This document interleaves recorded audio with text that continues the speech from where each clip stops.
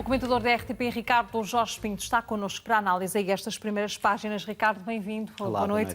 E vamos começar por olhar aquelas que são as linhas mestras para o ensino superior no próximo ano letivo, porque estão abertas as candidaturas e os jornais hoje trazem aqui algumas informações relevantes sobre as notas e também sobre as vagas.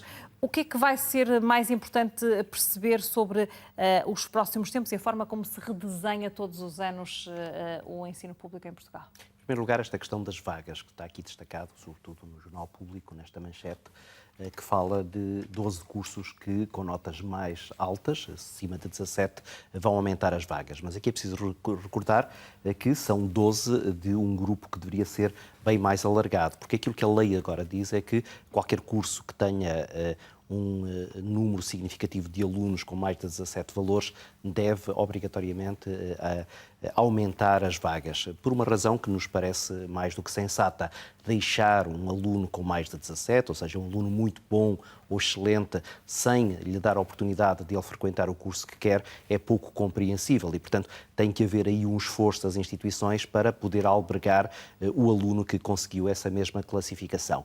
Aparentemente, isso ainda não está a ser conseguido, isto é, a resposta não está a ter a mesma rapidez e eficácia que seria esperada para essa situação. E isso, naturalmente, tem que ser agora revisto, tem que ser limado, são as arestas que é preciso limar numa fase inicial de ajustamento. Exatamente porque nós não podemos olhar para o ensino superior como apenas uma questão de mera oferta e procura. Há depois também uma série de questões de distribuição geográfica, de procura até por aquilo que são as áreas mais sensíveis. Por exemplo, na área da engenharia tem sido a área mais procurada e é aí que, dizem os jornais, está a haver um número maior de vagas a ser criado e tudo isso é dinâmico, isto é, não podemos agora desenhar o ensino superior num determinado momento e esperar que ao longo de décadas esse desenho permaneça, não apenas em termos geográficos, mas também em termos de oferta dos próprios cursos, das áreas científicas a que eles estão associados. E depois também, e é isso que neste momento está também em jogo, começar a criar novos programas. Começam a surgir, por exemplo, programas de dupla licenciatura, em que agora, por causa de Bolonha, com licenciaturas de 3 anos, com mais algum tempo, o aluno entra para o ensino superior e 5 anos depois não sai apenas com uma licenciatura, sai com 2 licenciaturas, muitas vezes em cooperação, exatamente para potenciar aquilo que é a sua oferta e a sua empregabilidade. Porque é outro dos aspectos que é aqui mencionado, o ensino superior começa agora a ter menos recém-licenciados no desemprego. Essa era uma das grandes preocupações, é que, no fundo, estava-se a gastar muito dinheiro para formar jovens que depois não tinham retorno porque não tinham ocupação na área para a qual se tinham preparado. E, aparentemente, isso está agora a começar a desaparecer, até porque o desemprego em Portugal está a diminuir substancialmente e, eventualmente, e esperemos que seja isso que está a acontecer, porque exatamente esse tal novo desenho do ensino superior é agora mais ajustado. Isto é, está-se a oferecer mais vagas em áreas onde há maior empregabilidade e está-se a reduzir as vagas naquelas áreas onde, por muito que o aluno se esforçasse, não conseguiria ter emprego. Embora... E a questão das regiões, Ricardo, é importante, como assinala o Jornal de Notícias, quando avança que o acesso está a dar mais 12 vagas ao Porto, retirando 52 a Lisboa. Esta redistribuição pode ser benéfica, positiva? Esperemos que sim, e sobretudo esperemos que não se limite apenas a Lisboa e ao Porto. Houve também um esforço em começar a dar mais incentivos para que os alunos procurassem mais o ensino noutras cidades que não apenas Porto e Lisboa. Por exemplo, numa matéria que é particularmente sensível, que é do alojamento para esses mesmos alunos, dando, digamos assim, incentivos para captar esses mesmos alunos. Mas dizia eu, há aqui um outro aspecto que também é importante, que é, nesta distribuição das vagas, não impedir nunca que um aluno, mesmo que ele perceba que não há empregabilidade para a sua área, queira fazer esse curso. Isto é, aqui o risco é começar a fechar cursos pura e simplesmente porque não há empregabilidade para esses cursos. Ora, eu penso, acredito... Isso será privar o acesso a... É privar o acesso a alguém que, mesmo que diga assim, eu quero estudar esta área, percebo que isto não tem empregabilidade, mas ainda assim é o meu desejo estudar isso. Essa aí é uma responsabilidade que eu cabe ao Estado. Na tua leitura. Ricardo, avançamos olhamos nesta revista de imprensa para uma outra informação e nisto a remeter-nos para aquilo que está no Negócios e também noutros jornais relacionado com o tempo de trabalho, aquilo que foi decidido no Parlamento com o PS a votar contra as propostas apresentadas pelo Bloco e pelo PCP. Há uma leitura política a retirar daqui porque estavam em causa algumas matérias sensíveis na lei laboral. Sim, isto é uma daquelas novelas que se arrastou praticamente ao longo de toda a legislatura e que se percebeu, logo desde o início em que foram feitos os acordos bilaterais entre o Partido Socialista, Bloco de Esquerda, Verdes e Partido Comunista, percebeu-se que esta era uma matéria em que dificilmente haveria um entendimento entre os socialistas e os partidos à esquerda. Houve alguma esperança ao longo da legislatura de que pudesse haver uma aproximação, houve sinais até dessa mesma aproximação. A verdade é que estamos no final da legislatura e esta lei do trabalho não mexeu, como diz o título do Negócios. E agora percebe-se, e essa é a principal leitura política que se faz deste título, de que este vai ser certamente uma das bandeiras eleitorais para as legislativas de outubro.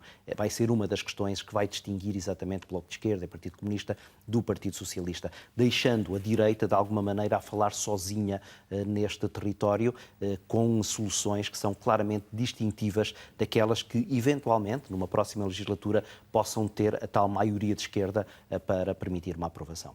Ricardo, e olhando para os programas eleitorais, há aqui algumas notas, nomeadamente no Jornal de Notícias, para apresentações que têm vindo a ser feitas. O dia de hoje foi marcado também por isso mesmo. Neste caso, o JN a chamar a atenção para o programa eleitoral do PCP, com as iniciativas de taxar os ricos no IRS até 75% e outras, enfim, como sabemos. O que é que isto vai contribuir para essa diferenciação entre os partidos à esquerda e que poderá também fazer diferença na escolha dos eleitores? E é bom que apareçam estas medidas e até é bom que elas vão surgindo de forma cadenciada e não todas num determinado momento em que depois até a atenção mediática acaba por não lhes dar o suficiente espaço.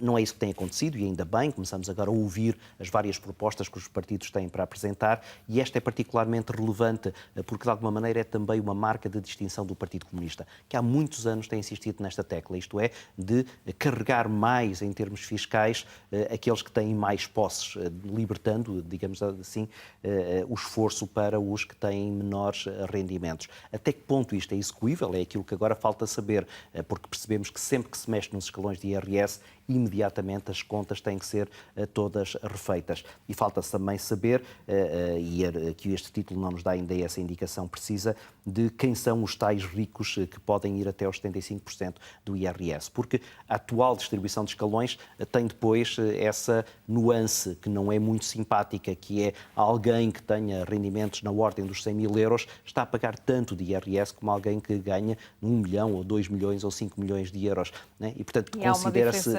grande. É uma diferença grande e, eventualmente, esta proposta do Partido Comunista pode exatamente clarificar um bocadinho mais o que é que se considera rico ou o que se considera alguém que tem um bom ordenado, mas que não é exatamente um milionário.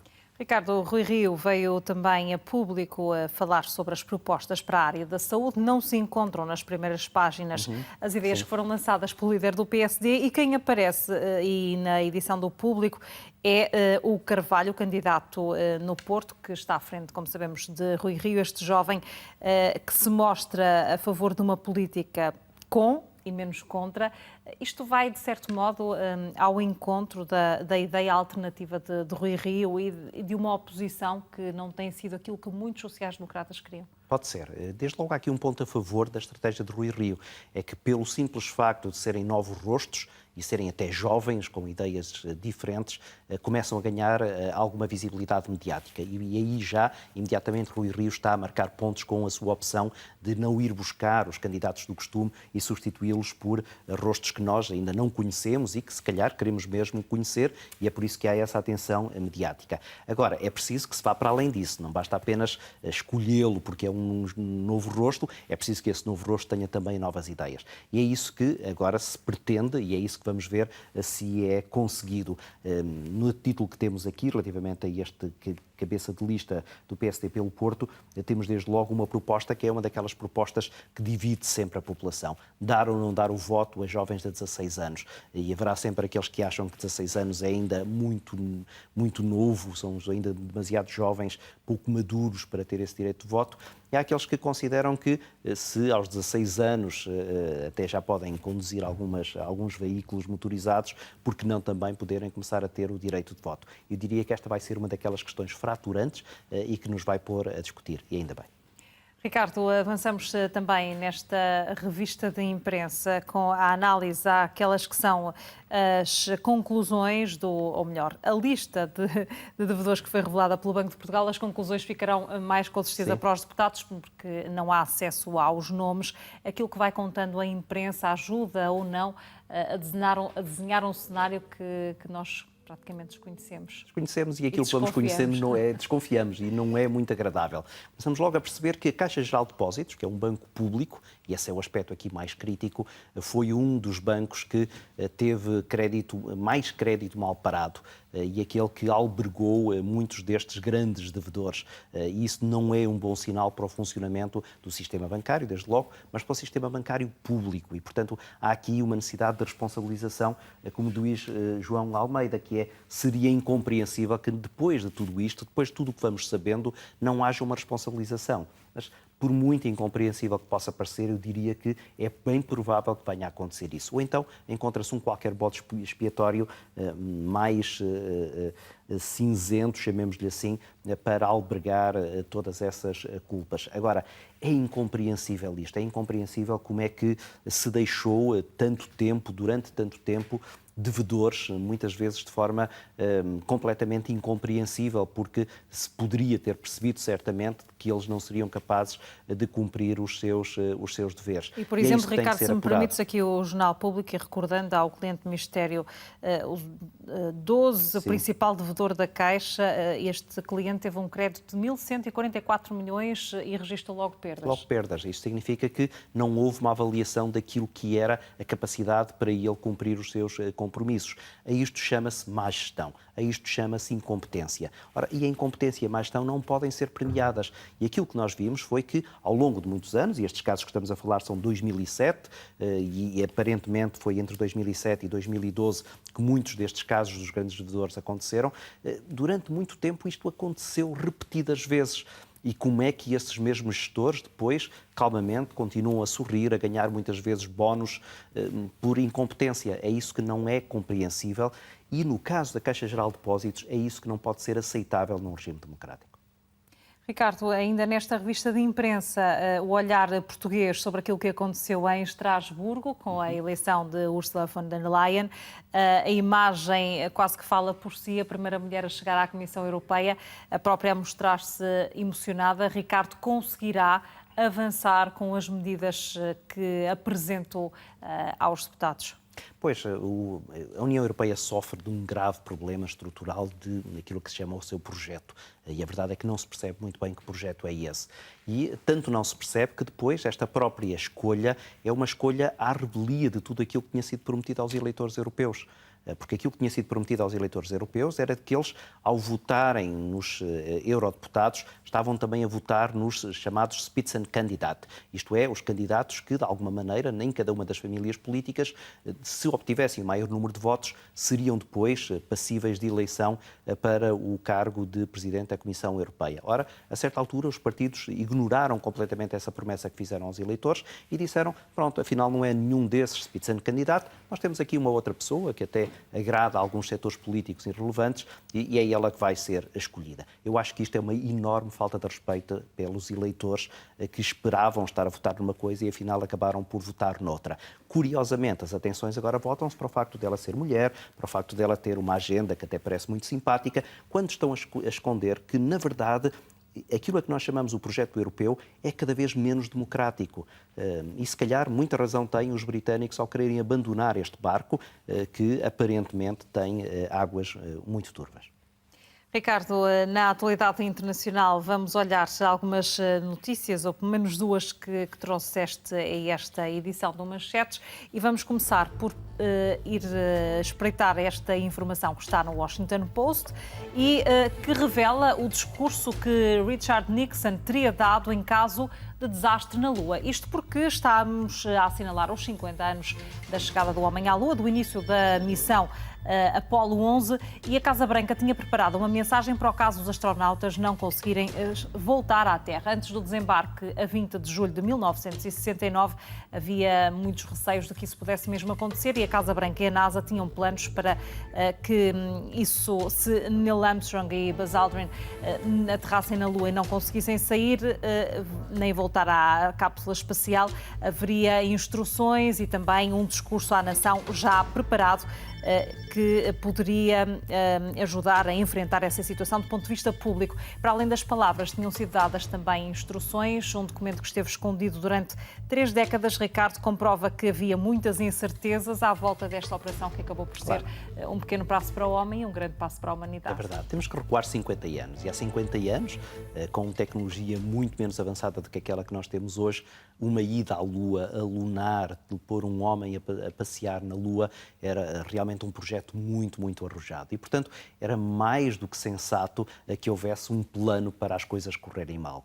E, aparentemente, aquilo que se esperava era que, eventualmente, que eles conseguissem alunar, mas depois o problema era tirá-los de lá. E, portanto, havia um cenário previsível de os astronautas que tinham ido até à Lua poderem não conseguir voltar para o planeta Terra. E, por isso, foi criado um plano de contingência que, por exemplo, previa que, a certa altura, se cortassem as comunicações, porque a solução, ou melhor, o desfecho triste seria morrer por asfixia ou por suicídio, e isso não podia passar já depois para a opinião pública. E depois, ter o Presidente dos Estados Unidos com um discurso que, e tive a lê-lo, é muito bonito, a puxar a lágrima, muito emotivo, e que certamente Richard Nixon, com a boa prestação que tinha do ponto de vista da sua retórica, lhe teria dado uma grande solenidade. Felizmente, esse discurso não foi preciso, felizmente esse plano de contingência não foi preciso, e os astronautas que estiveram na Lua também regressaram à Terra. Ricardo, uma forma diferente neste tempo de acompanhar, até do ponto de vista mediático, estes acontecimentos. Pois, este foi um documento que esteve guardado 30 anos, hoje era impensável. Hoje, muito provavelmente, se houvesse este discurso de contingência... Não haveria tempo, quase. Provavelmente ele teria conhecido esse discurso e teria havido uma grande polémica para saber porque é que o Presidente já tinha um discurso à espera de que as coisas corressem mal. O grau de intrusão mediático hoje não tem nada a ver com aquilo que era em 1969. E isso também diz muito da evolução que aconteceu, não apenas em termos tecnológicos, mas em termos ideológicos, à volta de tudo aquilo que são estas aventuras da descoberta. Houve também uma grande transformação nos últimos tempos, que nos remete para a outra notícia que trouxeste, para uma publicação finlandesa, e que coloca a questão: quando é que um político pode bloquear seguidores no Twitter ou outras redes sociais?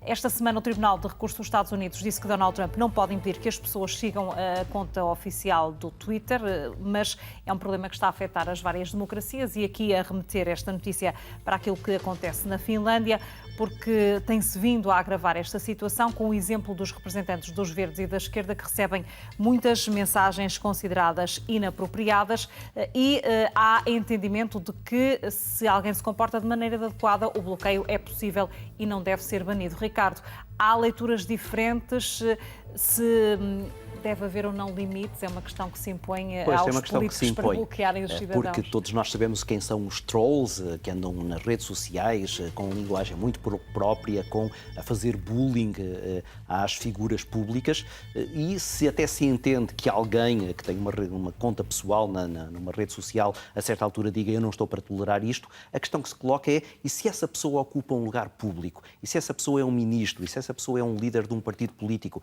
Ela tem igual direito de dizer, como tem qualquer um de nós, não, eu não estou para tolerar isso? Ou há limites para aquilo que é a tolerância que um político deve ter relativamente a esses insultos? Donald Trump teve essa leitura, começou a dizer eu não estou para aturar algumas das acusações que me são feitas nas redes sociais, e começou a bloquear alguns dos seus seguidores. os tribunais vieram dizer não pode fazer isso. O Presidente dos Estados Unidos, mesmo que a sua conta seja uma conta pessoal, não pode bloquear cidadãos que queiram, nem que seja apenas isso, insultá-lo, dizer mal das suas políticas. E isso começa agora a alastrar para outros países na Europa. Os países nórdicos estão a ser particularmente sensíveis para estas questões e este artigo no Helsinki Sanomat pareceu-me muito bem feito porque coloca exatamente o dedo nessa ferida, que é como é que os políticos no futuro vão reagir quando ocupam cargos públicos que de alguma maneira restringem a sua possibilidade de manter a sua privacidade, manter aquilo que são os seus níveis de tolerância relativamente aos insultos e ao bullying. Ricardo, no caso de Donald Trump, quase que é um pouco um contrassenso quando o próprio muitas vezes utiliza as redes sociais para atacar. É verdade, essa outras foi a leitura pessoas, que também foi feita, nomeadamente pelos seus opositores. Ou não.